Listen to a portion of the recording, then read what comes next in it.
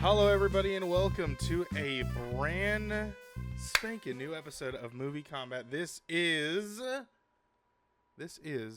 the one, the only MovieKombat, and we are in season 8, episode 5. We have made it to Beauty and the Beast, which is we're getting there. We're almost halfway through, and after this one, we will have 6 more movies to go, but we have now got into Cinco. We have hit a 5 number, and this one is about the 1991 Beauty and the Beast. And yeah, this one was very good. I really enjoyed Beauty and the Beast, and especially with as I was watching it, there was several times where I was kind of comparing it to the other Disney princess movies that we've watched, which have been Snow White, which was our first one. Then went into Cinderella. Then we watched Sleeping Beauty, then The Little Mermaid, and now Beauty and the Beast. Now, this one has got kind of a flavor of everybody, like how Little Mermaid kind of did, but then The Little Mermaid still kept sort of restraints on the Disney princess in this one. Whereas if we look at Beauty and the Beast, from the songs to when we see her to the villain to the first song, which are the things that I keep track of, comparing it to the other ones, it's not too far off of where the other ones were. Looking back at the last one, which was Little Mermaid, this one definitely it felt very much Little Mermaid, but of different, I would say almost a better version, which is a little bit of a look into what I'm already thinking about putting this one in. I seen the play my sister was in when our school did it. Oh yeah, and that's the other thing. Beauty and the Beast is constantly used as a play. It got the live action. It's a stage play still to this day on Broadway. So I'm pretty sure the stage play is still a thing on Broadway. I'm pretty sure the Broadway one's still going. But yeah, so there's looking back at it. Let's look at the stuff that I keep track of, which were how many songs there were. I counted 7 songs. Now you could argue there's a 6. There's just 6. The reason why I counted 7 is because Belle eventually sings a rendition of the, not the Gaston one, but the Bonjour, the intro song that they do. She sings a version of it different, and it was different enough that it was, I counted it as a separate thing, but then, which is her singing about how she doesn't want to be with Gaston and all that stuff. So I counted 7. You can argue that it's a 6. About 60% of me says that there's 7. 40% of me says there's 6. So when we see her 3 minutes and 23 seconds into this movie. She's the first character we see after the whole storybook thing, which also, if you didn't know, or you didn't pay attention to, is, well, I guess Little Mermaid didn't have it either. This one went back to the storytelling thing, but it didn't open a book up. So we didn't open the book like how we did with Sleeping Beauty and the other ones, but The Little Mermaid also didn't have that either. So it's kind of, the Beauty and the Beast kind of went back to it without going back to it because it used the stained glass to tell the intro story to lead into it. Then we have when we see the villain. Now, this one's interesting because technically Gaston is the villain of this movie. He is classified as the villain. Some may argue that he's not particularly a villain. He's a douchebag, very plain and simple. But is he a villain? He wanted to kill a monster that kidnapped the girl he liked. It's but he's a douche. I'm not gonna say he's not. But it's a very fine line this movie does with its villain, because technically he is classified as the villain. And then so we see him 6 minutes and 42 seconds into the movie, And our first song starts at 3 minutes and 22 seconds because it is about a second before the music starts. I knew as soon as I heard the song start, I was like, that's the first song. So I knew when this song started. But yeah, and then Belle opens the door and she is revealed and then she begins to sing and then that's how that starts. So that is that part. Now, let's get into talking about the movie. This movie to me has did a lot of things right, and as you saw, there's a little bit of 3D animation in this, a little different. If you paid attention to the credits, you may have saw that there was some thank yous and some credits towards a company that it's kind of a little known company, hasn't started yet, really doing anything, but Pixar worked on this a little bit. So they might not amount to anything, so it's whatever. But yeah, so this is one of the first movies. This is or at least our first Disney princess movie that now has 3D animation inside it, as you clearly saw from the ballroom scene. And there's a few times where that was kind of implemented in. Then the soundtrack to this movie is obviously iconic. There's A Tale's Out of Time. Is it called Beauty and the Beast? Is that just their main theme? I don't know. There's a lot of songs in this that you very well know. That's in every rendition of this when it's considered the Disney version of Beauty and the Beast.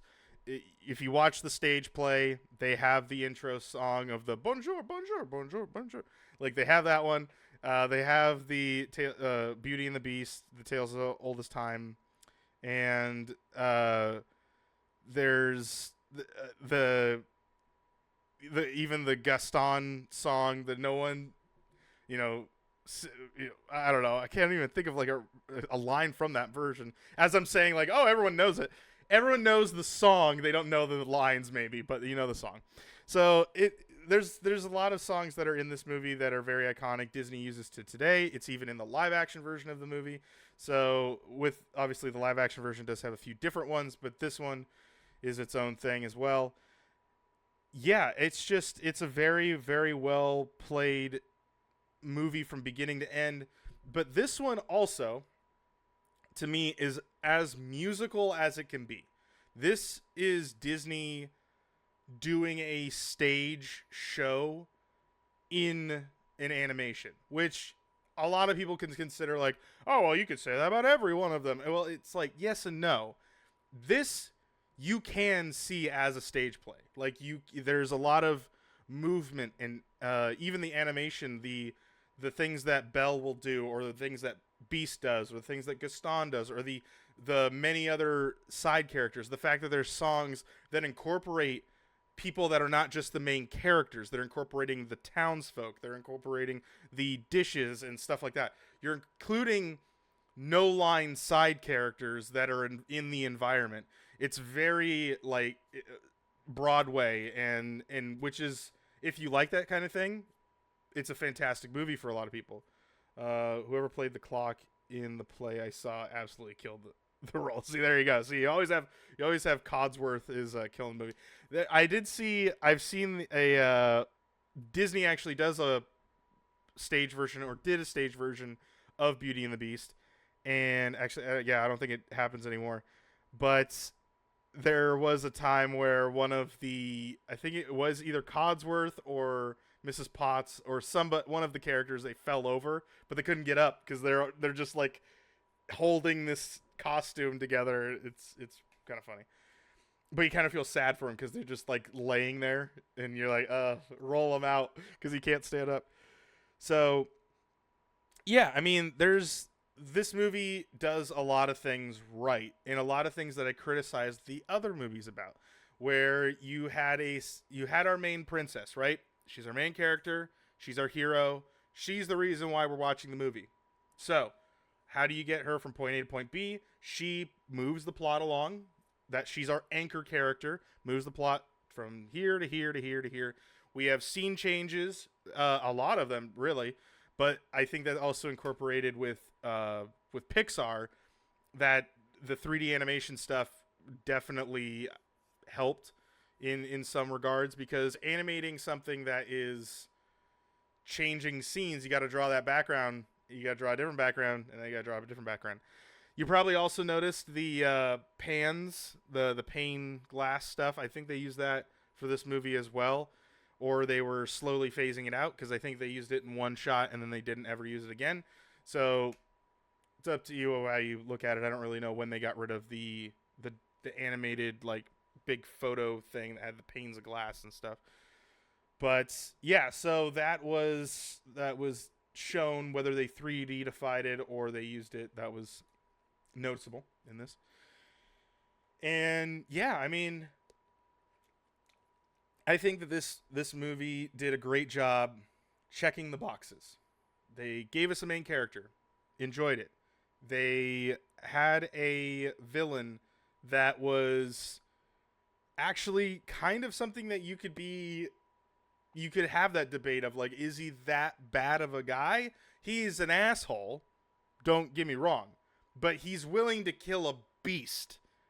That's what he's trying to do. And yes, he has selfish tendencies of why he's doing it, because he's doing it so that he can get Belle, but he's also like, it's a monster. He hunts things. That's what he wants to do. So it's not necessarily a bad guy thing. Now, if he was trying to kill a guy, then yes, it's obviously he's a really bad guy because he's thrown everything to the end of the world and he's willing to just kill someone just to get a girl. So there is things like that. That is, you could look at Gaston as he's an idiot and he's a bad idiot. But is he a villain? It's kind of one of those weird dilemmas you can have in this one. The side characters are heavily used and incorporated with even smaller side characters to, like I said, it's like the stage play sort of thing. If you've ever seen like Hamilton, for example, you have our main cast, they sing, but then you have the background singers are also singing, but they're a part of the cast. They're a part of the scene as well. This movie does that exact same thing. And we also had our hero, our princess, throughout the entire movie, and she actually had dialogue. She didn't just lose her whole entire back half of the script. She actually continued to talk throughout the movie, which was a nice change of pace. Yeah. The other thing is we have our prince actually saves our princess, which you could say, okay, yes, Little Mermaid, they kind of did that. I would say it's more of a mutual thing, because I think Belle, so here's what I mean by that. So Sleeping Beauty, right, or Snow White, go back to the first one. Snow White, that interaction with everything, the evil queen and all that stuff, that doesn't, like, the prince doesn't interact with the villain at all. Actually, it's the seven dwarves that cause the villain to go and die, right? Then you go into the second one, which is Cinderella. Like, Prince Charles isn't really, or no, Prince Charles was Sleeping Beauty.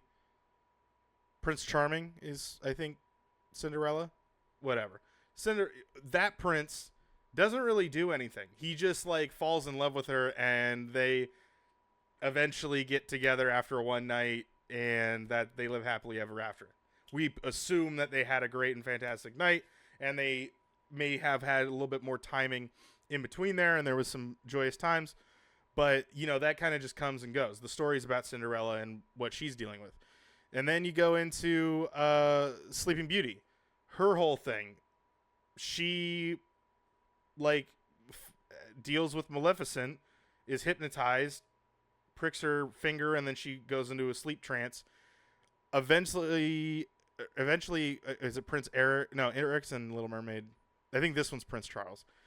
That one, he does fight Maleficent, but he doesn't really save her. Like, she, regardless of if Maleficent's there or not, he kind of does. He fights the villain, which is the first time we see that happen. And then he just kind of kisses her, and then it's over. And then that's him saving her. Whereas in Little Mermaid, it's more of a mutual situation, because there's no, like, Ariel actually saves Eric and puts him on the beach and revives him.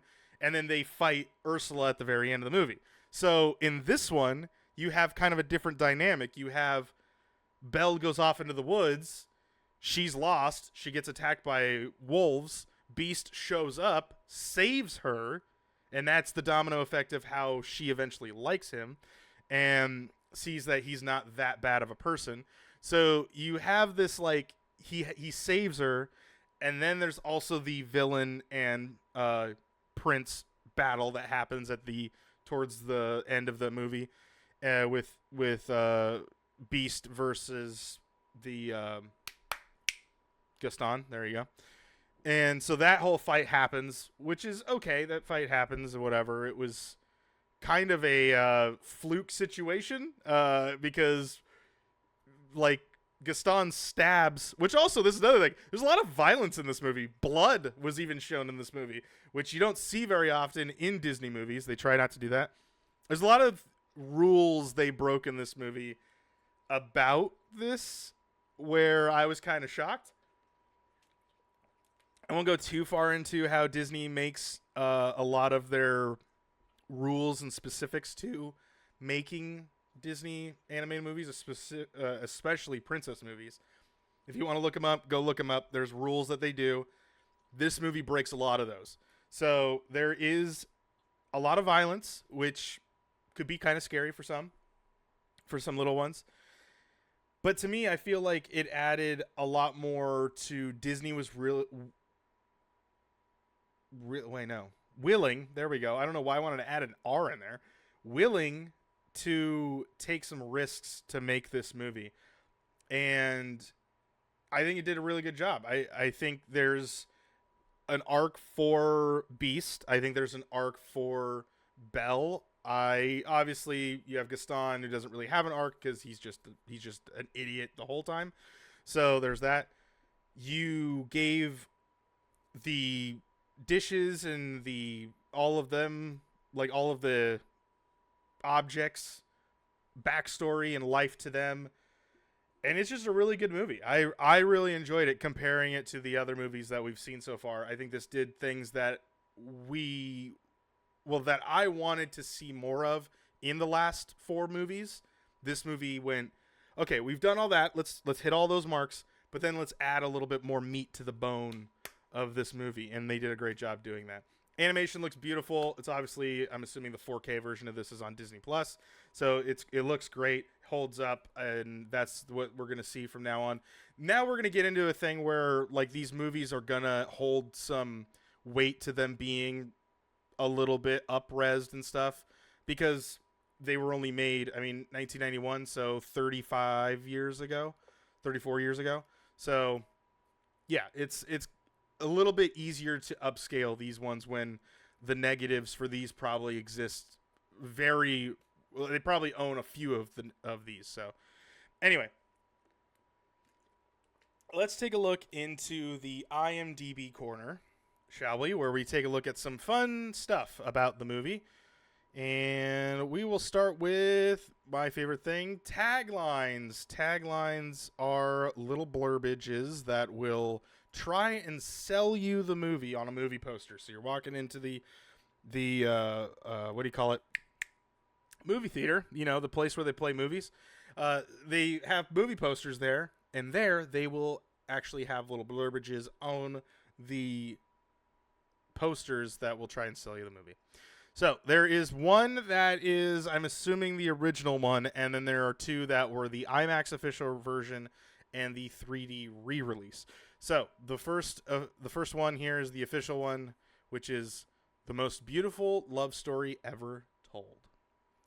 And then the 3D re-release is a timeless journey, an unforgettable experience, a new version of a tale as old as time. That's pretty good re-release tagline, to be fair.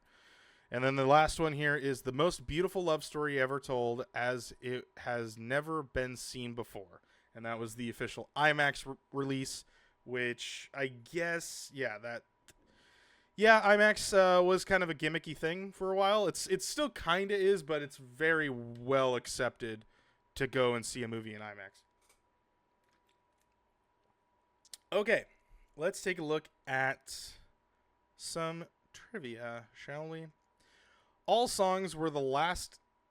Okay, all songs were the last complete works for a movie. What is this?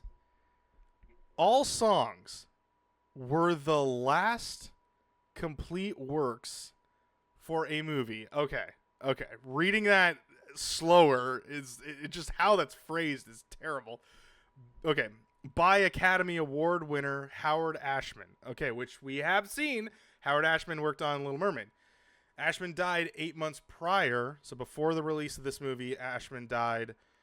The movie is dedicated to Ashman at the end of the credits. You read the dedication. That's who it was. So at the very, very end, if you watch all of the credits, if you listen to Celine Dion, you'll get to the very end, and you'll see this little dedication that says, "To our friend Howard, who gave a mermaid her voice and a beast his soul, we will be forever grateful." And that's the thing there. Let's see here. Dame Angela Lansbury, Mrs. Potts, thought that another character would be suited to sing the ballad Beauty and the Beast. Directors Gary Trousdale and Kirk Weiss asked her to make at least one recording and have for backup. That one recording ended up into the movie. So that whole song was one take. It was one recording. Maybe not one take, but it was one full recording. They only did one of them, and it made it into the movie, which is kind of cool. And water's good. Water's good too. Glenn Keane, the supervising animator for On Beast, created his own hybrid beast by combining the mane of a lion, the beard and head structure of a buffalo, and tusks and nose bridge of a wild boar, the heavily muscled brow of a gorilla, the leg of a wolf, and the big and bulky body of a bear. He also has blue eyes, the one physical feature that does not change whether he is beast or human. So there you go. Nice. The majority of the sculptures seen in the castle are different earlier versions of the Beast. Interesting. So if you want to see early versions of that design of Beast, go look at the sculptures. Rupert Everett auditioned for the role of Gaston, but was told by the directors he didn't sound arrogant enough. He later voiced Prince Charming in Shrek 2. Which, if you don't remember, in Shrek 2, that is Prince Charming is the I believe he's the like pretty boy guy, right? Shrek 2, Prince Charming. Yeah. Yeah. So that's the one that was supposed to save Fiona, but didn't save Fiona because Shrek had saved her. That's kind of funny. So they're like, you're not arrogant enough. And then he went on and played a very arrogant character at a competitor company. So that was kind of funny. Okay. Well, there's more trivia stuff, but we'll let you go and read that. Let's see here. Connections to Bambi. Edited from Bambi. Oh, okay, so the deer in the opening shot is reused animation of Bambi's mother eating new spring grass. Interesting. And then another one is Sleeping Beauty. The animation of Belle and the prince dancing, at the end is reused animation of Aurora and Prince Philip dancing at the end. Interesting. I could kind of see that now thinking about that scene again. It was released November 22nd, 1991, so 11/22/91 was the official release. And budget was $25 million estimated. It grossed US and Canada. Now again, the movie's been re-released, so I don't know if this also incorporates that, so take it for what you will. But it grossed 219 point. Actually, I would say I'd round it up. I'd even round it because there's so many rounding up things I can do. $219 million in U.S. and Canada. So that is probably not just its normal run. Opening weekend, U.S. and Canada, very low, $162,146, which was November 17th, 1991, which technically is before its official release, which is November 22nd. So I don't know if that was like special releases and they're just counting that, and if what kind of sucks is they kind of snipe them because technically their opening weekend was only that, but it was probably not that many screens. I don't know, but that's what's listed here. Gross worldwide was $451.3 million. So that alone, I mean, regardless of this botched opening weekend thing, they've made their money back of this movie a lot. If they only spent $25 million worldwide, they earned $451.3 million over its time. So, yeah, that is kind of crazy. Runtime is 1 hour and 24 minutes, so a little longer than our last couple of movies here. But yeah, that is going to be it for the IMDb corner. So let's head over and finally give this thing its official review, shall we? This is going off of the official Primal Target review scale. And so far, we have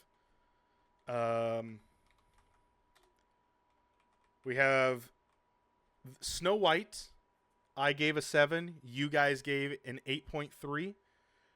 I gave Cinderella an 8.1. You guys gave Cinderella an 8.6. I gave Sleeping Beauty an 8. You guys gave Sleeping Beauty an 8.5. Little Mermaid, I gave an 8. You guys gave an 8.2. And now we are here at Beauty and the Beast. And I will let you guys give your scores before I officially give mine. I do not want to influence any of your guys's. But remember, the PT score is based on an average of what you guys give it. And so that is kind of how that works. So if you guys are watching on YouTube, make sure you head over to twitch.tv/prom_target, or make sure you check us out over on our Discord, because by doing so, you guys can be a part of when we go live doing MovieKombat and give your opinion on when we are doing reviews for those movies. And that way you guys can give your input to the PT Nation score.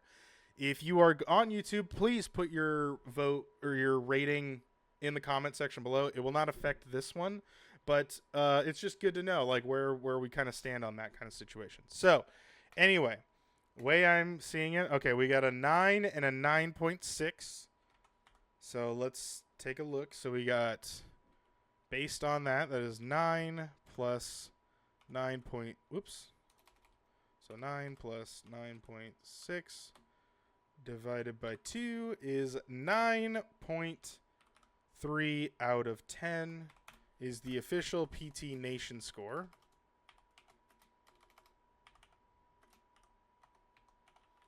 And my score, I am giving Beauty and the Beast a 9 out of 10. I think this movie is very, very good. There is some things where I can't really boost it out of a 9. I think there's some stuff it's very rushed because it's like it's a lot. They take a lot of the movie, and this is like a praise and kind of a downfall to what it's trying to do. There's a lot of information they're trying to give you within less than an hour and 30 minutes. They do a really good job doing that. But it sometimes feels a little rushed where it's like, oh, now we're here. Oh, now we're here. Now we're here. Now we're here. And for that, it's kind of like, okay. Yeah, I got to dock you a little bit there.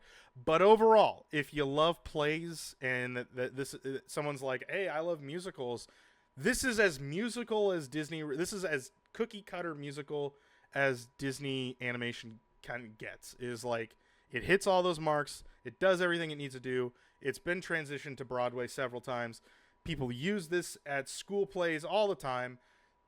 It's one of the best movies that Disney has made, and it came out during the time that we're watching the Renaissance era of Disney.